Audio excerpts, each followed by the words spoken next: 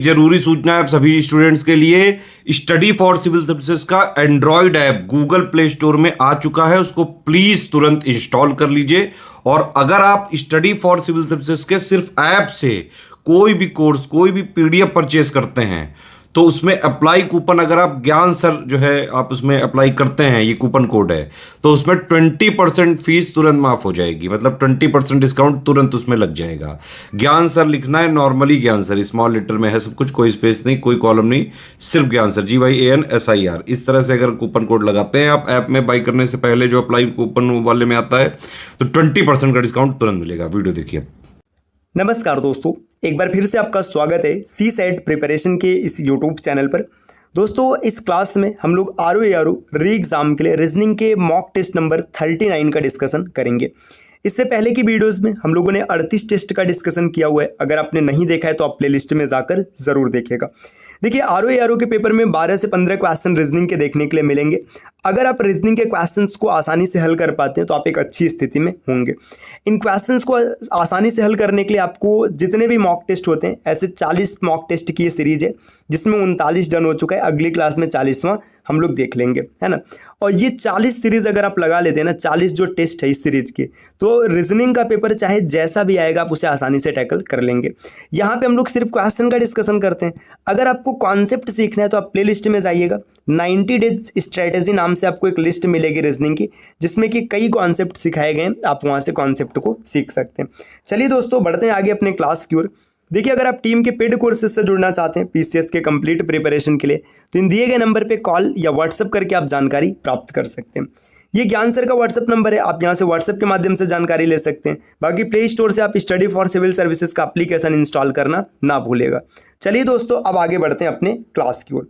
देखिए, यहाँ पर पहला प्रश्न दिया है कि शब्द एक्सक्लूसिव में अक्षरों के ऐसे कितने युग्म हैं जिनमें से प्रत्येक के बीच उतने ही अक्षर हैं जितने कि उनके बीच अंग्रेजी वर्णमाला में होते हैं। देखिए, एक्सक्लूसिव लिखा है, ये क्वेश्चन कहना क्या चाहता है। जब भी ऐसे क्वेश्चन बनेंगे ना, जैसे देखिए मैंने लिखा ABCD, अब देखिए A और D के बीच में कितने अक्षर है, 2 अक्षर है। तो आपको ये बताना है कि इसमें कितने ऐसे अक्षर है ना, उनके बीच में भी ऐसे ही गैप है। तो इसको करने का बहुत ही आसान तरीका है, इसको मैं जूम करके यहीं पे दिखा देता हूँ। देखिए, आपको पता है ऐसे क्वेश्चन कैसे करने, सिर्फ ऐसे गिनना है। देखिए, E है ना, FGHIJKLM नहीं बना तो E का कोई वो नहीं है। X के बाद YZ नहीं आएगा, है ना। C के बाद देखिए DEFGHI कोई नहीं है ना। L की बात करेंगे MNOPQ कोई नहीं है ना। U की बात करेंगे VWXY कोई नहीं है। S के बाद TU नहीं है ना। आई के बाद JK नहीं है ना। फिर यहाँ से कोई नहीं बना, है ना। अब यहाँ पे ये नहीं बोला है कि आपको दोनों साइड से चेक करना है ना। तो इसमें क्या हो जाएगा, कोई नहीं है, तो इसका सही उत्तर हो जाएगा विकल्प D। अगले प्रश्न पर आते हैं। नेक्स्ट अगला क्वेश्चन दिया है, निम्नलिखित में से किस वर्ष का कैलेंडर 2005 के कैलेंडर के समान दिखेगा। ऐसे क्वेश्चन करना बहुत ही आसान होता है। जब भी कैलेंडर के पुनरावृत्ति की बात करेगा तो जो वर्ष होगा, जैसे यहाँ पे देखिए 2005 में 5 वर्ष है ना। आप इसमें भाग करेंगे 4 से भाग करेंगे तो आपके पास 2-3 सिचुएशन है। या तो आपका रिमाइंडर 0 आएगा, या तो 1 आएगा, या तो 2 आएगा, या तो 3 आएगा, है ना। अब इसमें कुछ विशेष नंबर्स जोड़ते हैं। अगर आपका रिमाइंडर 1 आएगा तो इसमें 6 जोड़ते हैं। 6 जोड़ेंगे, जो आपका आंसर आएगा वही बनेगा। देखिए 2005 में आप 4 से भाग देंगे, 4 से भाग देने पर 1 रिमाइंडर आएगा, है ना। और 1 का मतलब 6 जोड़ेंगे, तो 2005 में आप 6 जोड़ेंगे 2011, यही इसका सही उत्तर बनेगा। अगला प्रश्न यहाँ पर दिया है, कैडमियम प्रदूषण किससे संबंधित है। तो ये एक GS का क्वेश्चन है, लेकिन रीजनिंग में दिया है। तो कैडमियम प्रदूषण से होता है इटाई नामक रोग, विकल्प D इस प्रश्न का उत्तर बन जाएगा। प्रश्न संख्या 4 दिया, 10 संख्याओं का औसत 14 है, यदि प्रत्येक संख्या में 6 से गुणा किया जाए तो नया औसत क्या होगा। देखिए, एवरेज के क्वेश्चन में ना, अगर सेम प्रक्रिया सभी संख्याओं के साथ किया जाए तो एवरेज में भी वही प्रभाव पड़ता है। जैसे देखिए 10 का औसत 14 है, आप सभी संख्याओं में 6 से गुणा कराएंगे तो एवरेज में भी 6 से गुणा हो जाएगा। 14 गुणे 6, 14 6 का 84, सही उत्तर विकल्प D हो जाएगा। अगले प्रश्न पर आते हैं। प्रश्न संख्या 5 दिए, यदि फिश को एक निश्चित कोड भाषा में EHRG लिखा जाता है तो जंगल को कैसे लिखा जाएगा। देखिए, F की प्लेस वैल्यू 6, I की प्लेस वैल्यू 9, S की प्लेस वैल्यू 19 और H की प्लेस वैल्यू 8। अब E की बात करेंगे तो 5, S की बात करेंगे 8, R की बात करेंगे 18 और G की बात करेंगे 7। देखिए यहाँ पे -1 का सीक्वेंस चल रहा है, तो आप जंगल में भी ऐसे ही करेंगे। J से 1 कम करेंगे I, U से 1 कम करेंगे तो क्या मिलेगा, आपको मिलेगा T, है ना। देखिए IT, ये विकल्प या तो ये उत्तर बनेगा या तो ये बनेगा, ये दोनों एलिमिनेट हो गया। अब n से कम करेंगे तो m मिल जाएगा, है ना। इसके बाद देखिए g से कम करेंगे तो f मिलेगा, l से कम करेंगे तो k मिलेगा, और d से कम करेंगे तो e से कम करेंगे तो d मिलेगा। तो इसका सही उत्तर बनेगा विकल्प e। अगले क्वेश्चन पर आते हैं। नेक्स्ट प्रश्न संख्या 6 दिया है, यदि आसमान तारा है, तारा बादल है, बादल पृथ्वी है, पृथ्वी पेड़ है और पेड़ किताब है, तो चिड़िया कहाँ उड़ती है। ये भी क्वेश्चन करना बहुत ही आसान होता है, बस पता है क्या करना है। जहाँ जैसे देखिए चिड़िया कहाँ उड़ती है, अंतिम में ये पूछा है ना, तो देख लीजिएगा चिड़िया को क्या कहा गया है। देखिए आसमान तारा है, तारा बादल है, बादल पृथ्वी है, पृथ्वी पेड़ है और फिर यहाँ पे पेड़ किताब है। चिड़िया कहाँ उड़ती है, चिड़िया आसमान में उड़ती है, और आसमान को क्या कहा गया है, तारा कहा गया है। तो यहाँ पे इसका सही उत्तर होगा तारा, विकल्प बी। अगले प्रश्न पर आते हैं। प्रश्न संख्या 7 दिया है, निम्नलिखित अक्षर श्रृंखला में आपको इस सीरीज को पूरा करना है। सीरीज कंप्लीशन भी बेहतरीन प्रश्न होता है। देखिए सबसे पहले आपको क्या करना है, लेटर्स को काउंट करना है। 3 3 6 3 त्रिक का 9 3 12। अगर 12 है ना, या तो आप 3 3 के सीरीज में बांटेंगे या तो 4 4 के, जैसा सीरीज बनेगा। यहाँ पे हम इसको 4 4 के सीरीज में अगर बांटते हैं तो देखिए 4 के सीरीज में 4 4, यहाँ पे देखिए क्या पैटर्न बनता हुआ दिख रहा है। अब देखिए इसके भी अंत में बी है, इसके भी अंत में बी है, इसके भी अंत में बी है ना। जब अंत समान है तो यहाँ पे देखिए ये डबल ए, तो यहाँ पर भी डबल ए कर देते हैं।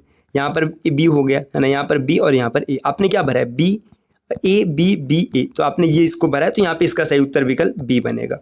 अगले प्रश्न पर आते दोस्तों। नेक्स्ट अगला क्वेश्चन यहाँ पर दिया है, यदि कार्पोरेट में कितने ऐसे अक्षर युग्म है कि उनके बीच उतने ही वर्ण जितने अंग्रेजी वर्णमाला में होते हैं। तो ये भी आप आसानी से गिन सकते हैं। देखिए कार्पोरेट की बात करेंगे, सी के बाद D E F G H I J K, C से कोई नहीं मिला। ओ की बात करेंगे P Q R S T U भी कोई नहीं मिला। आर की बात करेंगे एस टी यू भी डब्ल्यू एक्स कोई नहीं है ना। पी की बात करेंगे तो क्यू आर, यहाँ पे एक मिला, एस टी यहाँ पे दूसरा मिला। देखिए यहाँ पे पी से आर मिला और आर से टी मिला, है ना। इसके बाद देखिए जब यहाँ दोनों मिल रहे हैं तो आर से टी अपने आप ही हो जाएगा, तो यहाँ पे 3 मिलेगा, सही उत्तर विकल्प डी बनेगा। प्रश्न संख्या 9 दिया है, जैसा संबंध नीचे के युग में दिया है उसके विपरीत संबंध वाले को बताना है। देखिए विपरीत, यहाँ पे भीतर बाहर दिया है, ये विलोम है, तो विलोम का विपरीत पर्यायवाची बताना है। दिन रात, भाई ये तो नहीं होगा, है ना। सूरज तारा, इसको होल्ड करते हो सकता है। रोशनी अंधेरा, ये भी नहीं होगा क्योंकि रोशनी और अंधेरा विलोम हो जाएगा। सफेद काला, ये भी विलोम है। देखिए सूरज तारा कैसे हो सकता है, सूरज भी एक तारा ही तो है, तो विकल्प 20 प्रश्न का उत्तर बनेगा। अगले क्वेश्चन पर आते दोस्तों। क्वेश्चन नंबर 10 यहाँ पर दिया है, निम्नलिखित में से पहले दो, देखिए निम्नलिखित में पहले 2 अक्षरों के बीच एक निश्चित संबंध दिया गया है ना, इसके बीच में एक रिलेशन है। तो इसी प्रकार आपको ये भी रिलेशन बताना है क्या है। देखिए यहाँ पे ए की प्लेस वैल्यू 1, सी की प्लेस वैल्यू 3 और ई की प्लेस वैल्यू 5, एफ की प्लेस वैल्यू 6, एच की प्लेस वैल्यू 8 और आगे दिया 10। देखिए यहाँ पर +5 हुआ है, +5 हुआ है और +5 हुआ है, तो आगे +5 का रिलेशन चलेगा। देखिए ये 15 है, 15 में 5 जोड़ेंगे 20 आएगा, है ना।